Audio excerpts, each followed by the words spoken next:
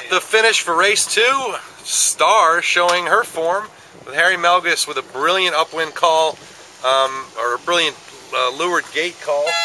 So your boy took it home on that one, Andy. Yeah, they did a good job that race at that leeward mark, and then a really good job upwind, staying in the breeze and staying between their competition, and ended up with a big lead and a big win after a rough first race. So that's great to see for Star. All right.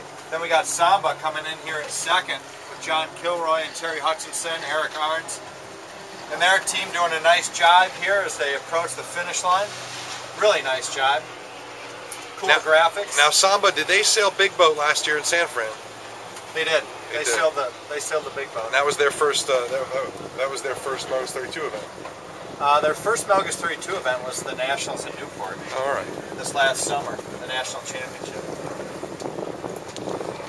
So Samba with a nice grinding it back. You know, they were not in the top 3 boats, and then they ground it back and were there when Calvi hit the mark, and they were poised to capitalize on that. And Terry did not let him get away with it. And honestly, for a minute, it looked like they were going to try.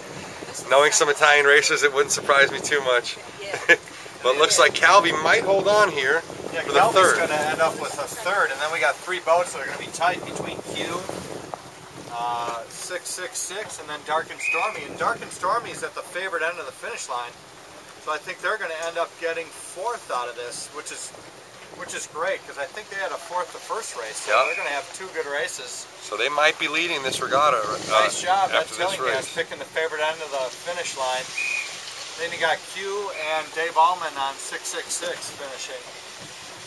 Then we got a little bit of a gap. And this is Allman's first ever regatta in the 32. That's right. And he's got Brad Boston with him as well, who's also completely new to the boat. Yeah, obviously he's done a lot of Melges 24 sailing, and he sailed on the 32. Saw him out in California helping to promote it and sell some of the sails, and Dave can step on any boat and be successful, obviously. Sure. And Alex Jackson also was, I think, a 2 or 3 time All-American college sailor. So obviously some talent there. Yeah, some talent there. Alex had a nice race there for sure. Now we got Red, and we got Jeff Perini coming in the finish. Red's going to jibe and have the starboard advantage. Perini will probably jibe on top of him. No, he's going to extend and try and get to the weather end.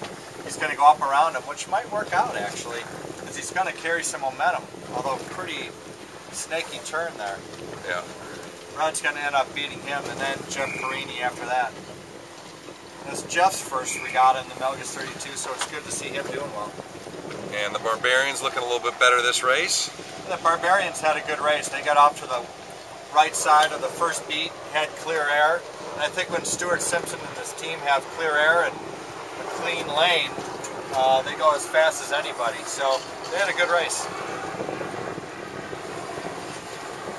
New pressure coming in too here at the right side of the committee boat. Yeah, look at these guys charging in. This is new pressure coming down the race course.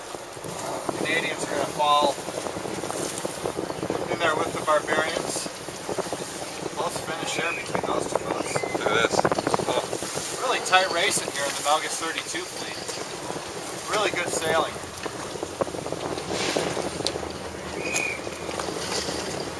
Roxanne is coming in after this group. They had a second in the first race, Kit Meadows. He's having a rough race this go around, but we've got at least 1 more race today, maybe 2, so well, if this pressure that we're feeling right now continues to build a little bit, we'll have a little bit more exciting race as well. Yeah, exactly right. I mean, even as powered up as these boats are, it still gets a little bit boring here at times. Look at this, a little battle here. But 153 will hold them off. We'll hold off the Nightmare. And the racing's tight all the way through the fleet. It really is. Peter Tesla and Blixham had a nice run past about 5 boats. Just sneak in here. Hi.